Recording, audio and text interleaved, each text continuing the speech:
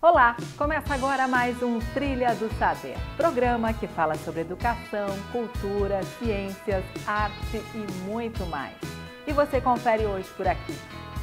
Estudantes do Colégio Estadual do Campus Sebastião Leite da Silva aprenderam sobre a produção de queijos artesanais durante uma aula de campo. 29 estudantes paranaenses estão na fase final da primeira edição da Olimpíada Brasileira de Inteligência Artificial. E no quadro Recreio com História, vamos conhecer um pouco da vida da estudante Yasmin Borges, vencedora do Prêmio Agrinho por 2 anos seguidos. Tudo isso e muito mais a partir de agora. Fique com a gente, o Trilha do Saber já está no ar.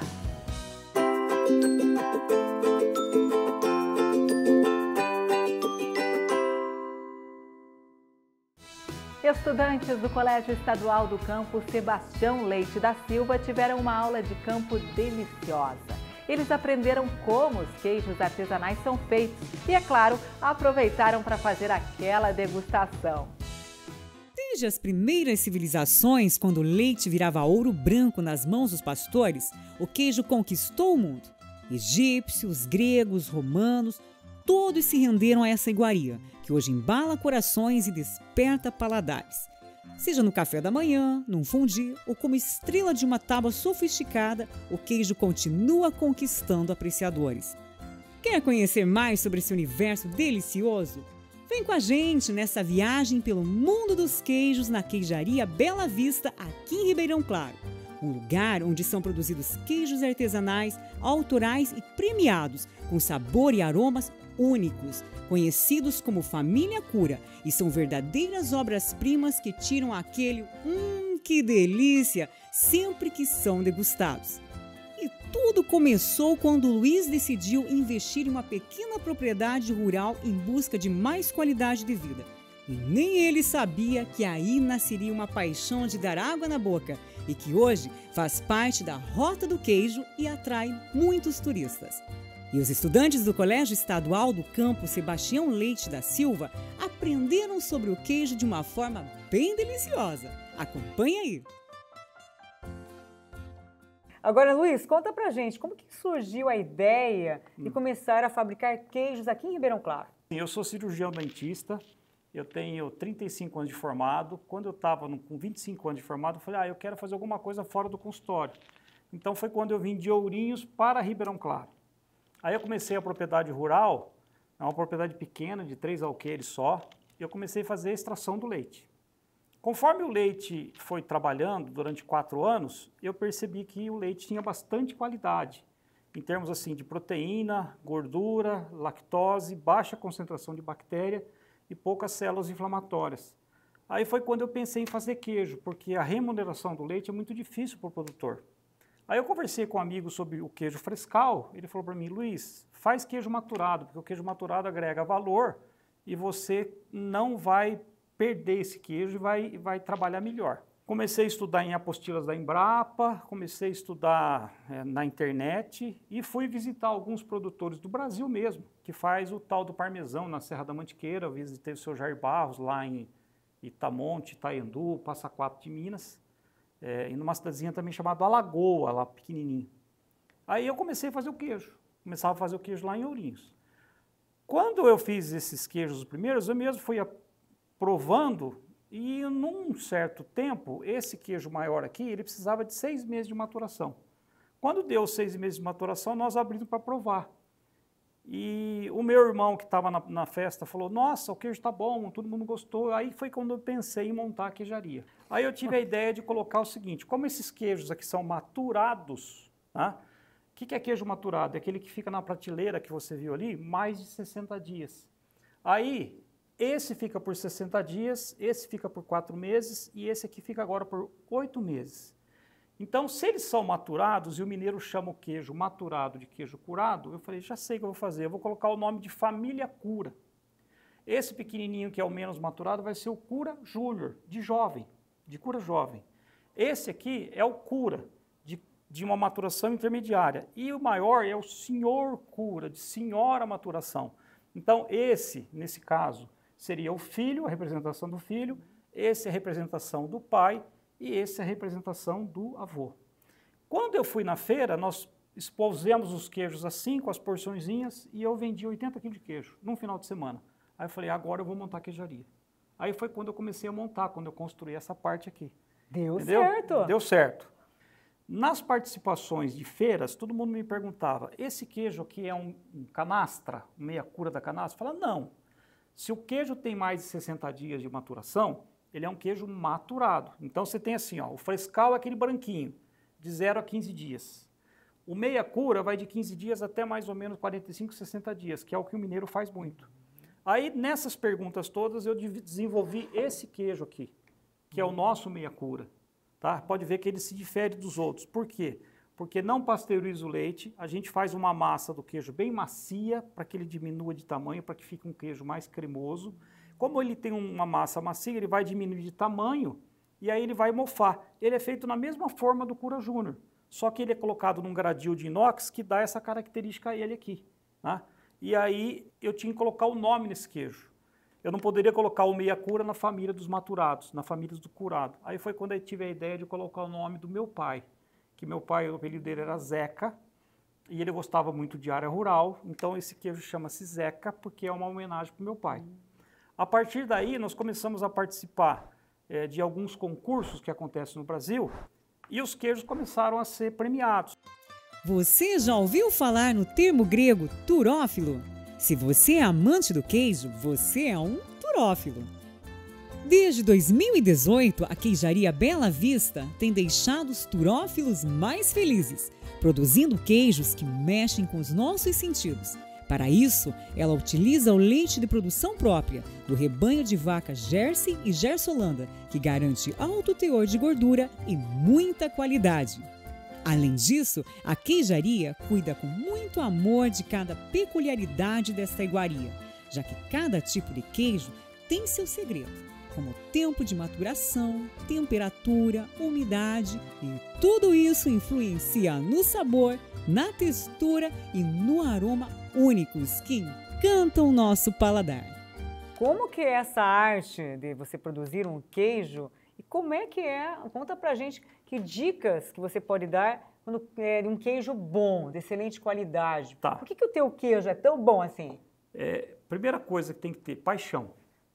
Paixão das pessoas que estão envolvidas, tá? Não só a minha, como também da Andréia, da Lucilene e da Aline. Eu falo o seguinte, que o maior patrimônio que a gente tem na queijaria são as três. O leite tem que ter uma qualidade muito boa. Tem que ser um leite de boa procedência, com bastante sólidos, que gordura, proteína, lactose e baixa contaminação, baixa concentração de bactérias e CCS, que isso, graças a Deus, a gente aprendeu e tem.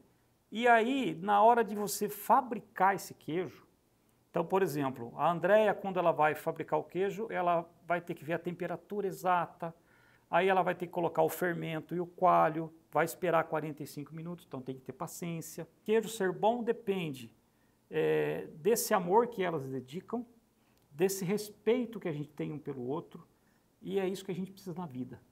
E o Giovanni, filho da Andréia, veio degustar os queijos deliciosos produzidos com muito amor e carinho pela mãe e aproveitou para tirar as dúvidas com o Luiz.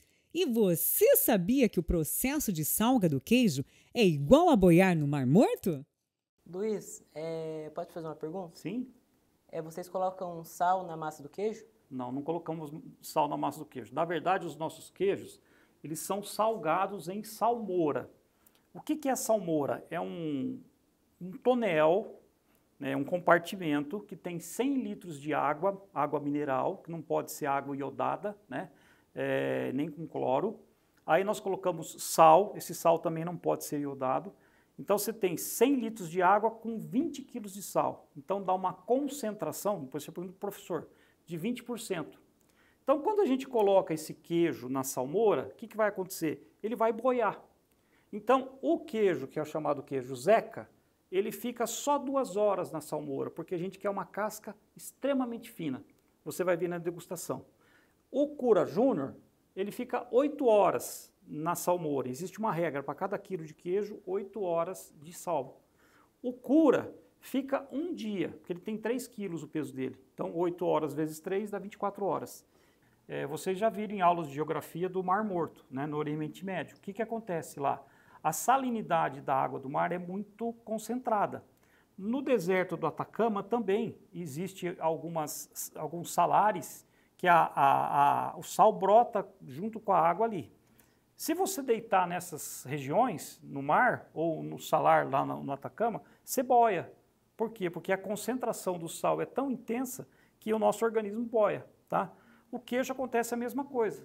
A produção dos queijos da queijaria Bela Vista tem um toque feminino todo especial da Andréia, Lucilene e Aline, que misturam paixão e técnica e criam experiências deliciosas e inesquecíveis para os turistas.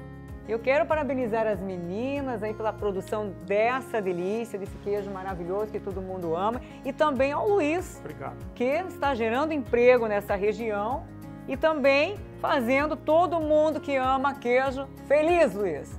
Porque teu queijo é maravilhoso. Obrigado. Então vamos lá? Vamos experimentar. O queijo é uma obra de arte com suas belezas e singularidades. E para degustá-lo é fundamental prestar atenção em diversos aspectos, como aparência, aroma, sabor e textura. E o Luiz ensinou tudo pra gente. Nós vamos dar início à degustação dos nossos queijos e eu vou começar a explicação para vocês. Na tábua está colocado assim, ó, da esquerda para a direita, a sequência dos queijos mais jovens para os queijos mais maturados. Por quê? Porque se você colocar um queijo mais picante, mais intenso no início da degustação, você deixa as papilas gustativas muito marcantes. E aí você não consegue ter o aroma, a degustação correta do queijo mais suave. Então, toda vez que você for servir queijo, começa de um queijo mais suave para um queijo mais picante. Normalmente, os gorgonzola, que são os queijos azuis, eles têm que ficar no final da tábua de degustação, tá bom? Então, esse primeiro queijo nosso aqui, ó, é o queijo Zeca. Quando a gente vai ver o queijo, você vai ver o seguinte, a casca dele é uma casca extremamente fina, porque ficou somente 2 horas na salmoura, tá? Formou um mofo branco, que é o mofo do queijo brie. E se você for movimentar ele, você vai perceber que é uma massa elástica. Então, vocês podem pegar na mão, pode pegar na mão, tá? Aí você faz assim, ó, com o queijo, ó. Sente a maciez dele e aí você quebra o queijo no meio. Quando você quebrou, você vai fazer isso aqui, ó. Você vai ver o aroma, você vai sentir o aroma do queijo. Ó, então não é um cheiro daquele queijo fresco, mas você sente no finalzinho dele, parece que tem um azedinho, parece que tem assim um sorinho, parece que tem uma mamadeira de nenê meio estragadinha. É um queijo, quando você começa a mastigar ele, você começa a sentir um leve doçor nele, e no final, quando você empurra no céu da boca, que marca um pouco a língua, você sente aquele azedinho dele, tá certo? Então, é um queijo macio, é um queijo leve, tá? Combina muito bem com café. E se você quiser fazer uma harmonização, pode fazer harmonização com essa geleia aqui, ó. Que esse queijo aqui, tá? Ele combina muito bem com geleia, certo? Você sabia que existe um queijo que ativa o sentimento de alegria e bom humor? Por incrível que pareça, aqui na queijaria Bela Vista, o nome dele é o Senhor Cura e cura até o mau humor. Tem um pedacinho desse primeiro, né? Que tem que...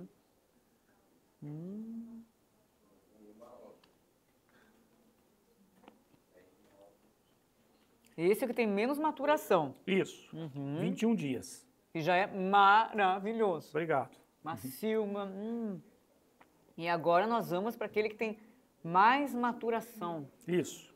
Esse tem 8 meses. 8 meses. Meu Deus. Gente, simplesmente divino. Melhor queijo que eu já comi. Obrigado. Sério, Luiz. Maravilhoso. Derrete na tua boca, ele começa crocante e você vai derretendo. Uma delícia. É. E agora, esse aqui, gente, que eu acabei de comer, o Luiz falou que é o queijo da alegria. Isso.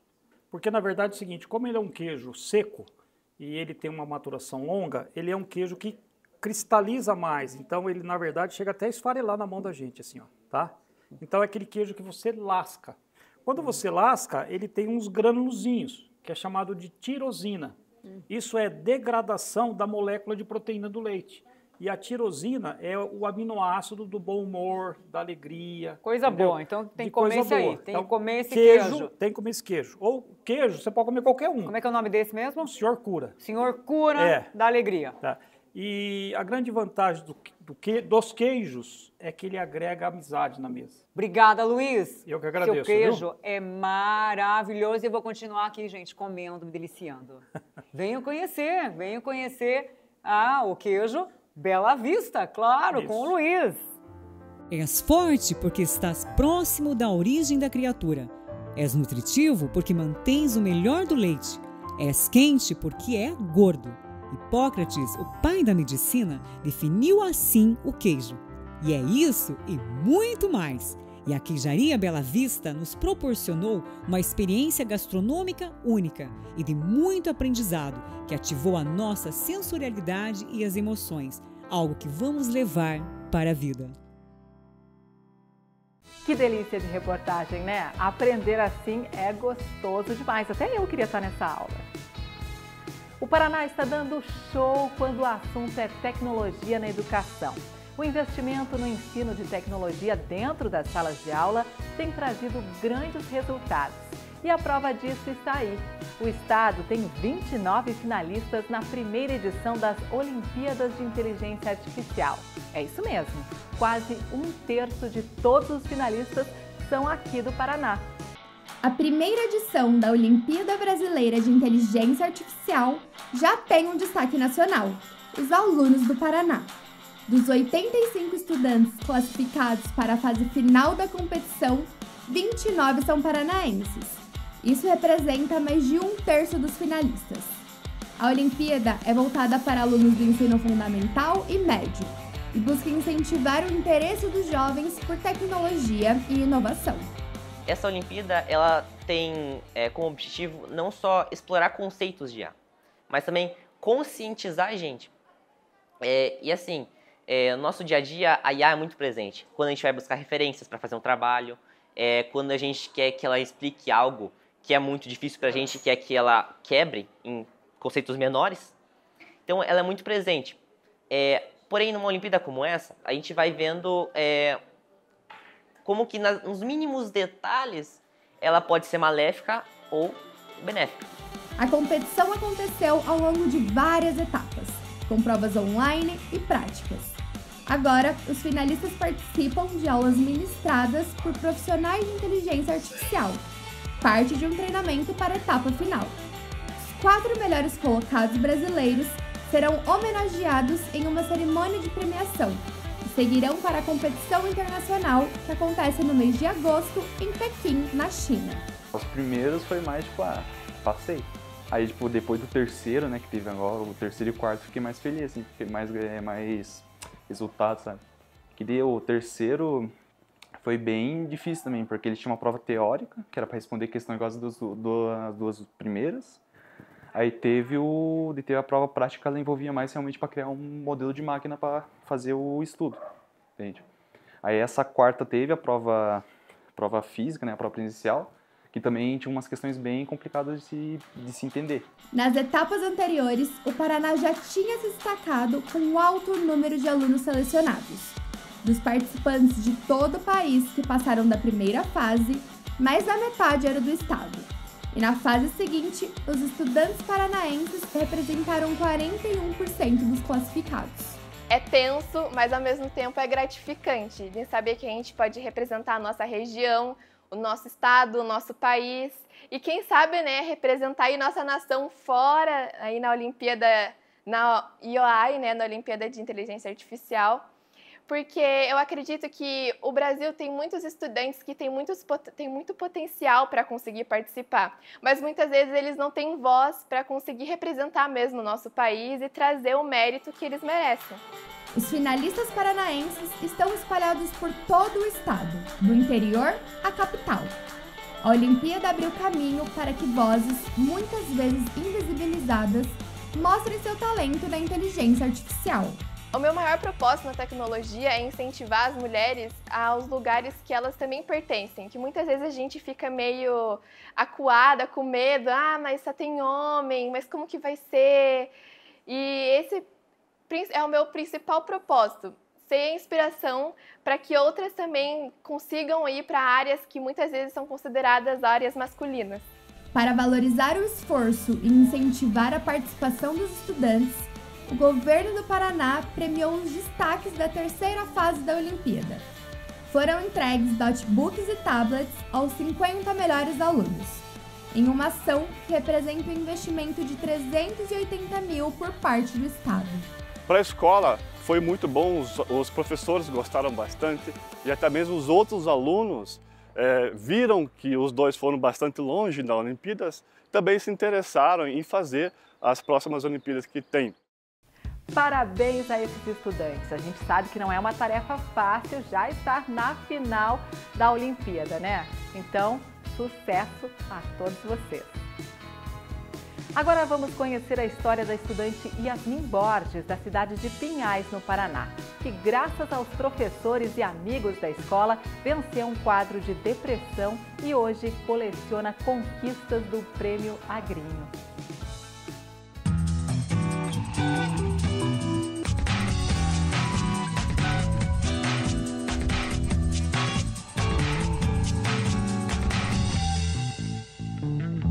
Olá, eu sou Yasmin Borges, tenho 17 anos e sou estudante do Colégio Estadual Professor Paulo Freire, no município de Pinhais, no estado do Paraná.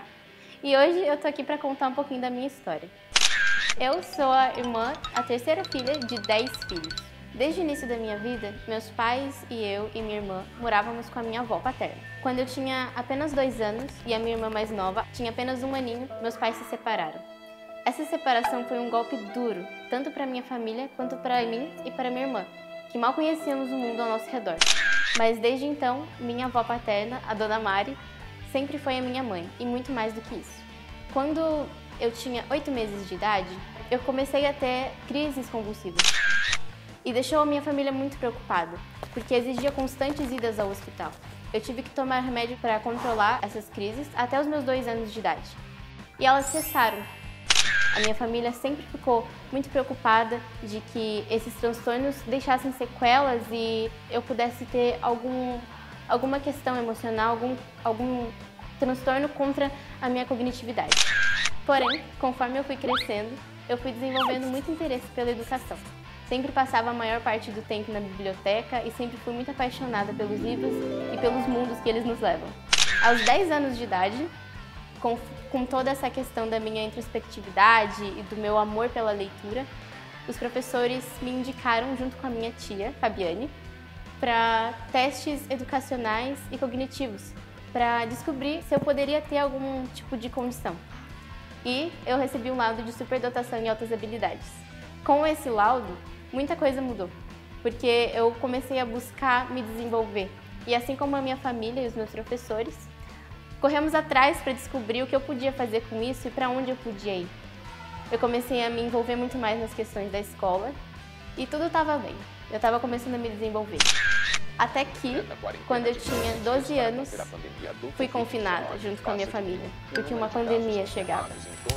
E, assim como muitos de minha idade, desenvolvi muitos transtornos, como ansiedade e depressão. As amizades se afastavam cada vez mais. E nessa época da vida onde a gente tem que se desenvolver tanto e se descobrir e descobrir quem somos, a gente ficou sozinho. Porém, no início de 2021, eu mudei de escola e eu vim para Paulo Freire. E o mundo parece que voltou a brilhar de novo. Eu fiz uma amizade seguida da outra. Alguém me viu ali sentadinha e falou: tudo bem? Você quer conversar? Ah, eu quero. Vamos ver o vôlei, vamos ver o vôlei. E essas amizades fizeram eu sair daquela bolha do meu mundinho e tentar de novo. Com isso, eu também fui fazendo as atividades, como sempre. Conquistei o carinho de muitos professores e esses também me ajudaram bastante. Eu comecei a participar de projetos aqui da escola mesmo. Eu cheguei a ser presidente do Grêmio Estudantil, mas tudo isso graças ao acolhimento da escola. Eu acho que isso fez toda a diferença. A distância é de quase 4 quilômetros a minha casa daqui, mas eu prefiro vir de carona ou a pé do que largar a mão da escola. Eu fui líder de sala, monitora, Como eu disse, participei do Grêmio. No ano passado, representei a escola no encontro do programa dos Jovens Protagonistas em Foz do Iguaçu e foi maravilhoso. Teve um networking muito interessante entre os alunos. Também ganhei o concurso de redações e ganhei um smartphone, que está aqui do meu lado. E esse ano, novamente, ganhei o concurso do Agrinho, mas em proficiência em inglês. O que eu quero dizer é que a gente passa por muitas dificuldades, mas quando a gente olha para o lado e percebe pessoas importantes e que querem nos ajudar e a gente aceita essa mão estendida, as coisas mudam. E para que a gente alcance a outra mão, a gente também precisa estender a nossa e aceitar ajuda e pedir ajuda, que é muito importante também. Uma coisa que eu aprendi é que a gente não tem que aceitar a primeira porta fechada. A gente tem que dar um jeito, ou troca a chave, ou procura outra porta, mas não para até que essa porta se abra. E eu acredito que essa seja a minha história. Espero que você tenha gostado e, quem sabe, se inspirado um pouco. Corra atrás dos seus sonhos e não desista na primeira porta fechada. Um beijo.